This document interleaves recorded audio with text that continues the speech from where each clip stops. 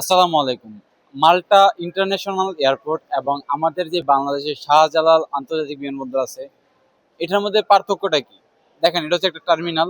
আমি টার্মিনালের ভিতরে আছি এবং চাইলে যে কেউ আসতে পারবে, গেট দিয়ে এটার মধ্যে আইসা প্রবেশ করতে পারবে এবং উপরেই চেক ইন চলতেছে, সবকিছু এই যে বোর্ডিং পাস চলতেছে এই পাশে। সবকিছু চোখের সামনে হইতেছে, আপনাকে কোনো বাধ্যবাধকতা নেই, আপনি ঢুকতে পারবেন না বা আসতে পারবেন না, এরকম কোনো কিছুই নেই।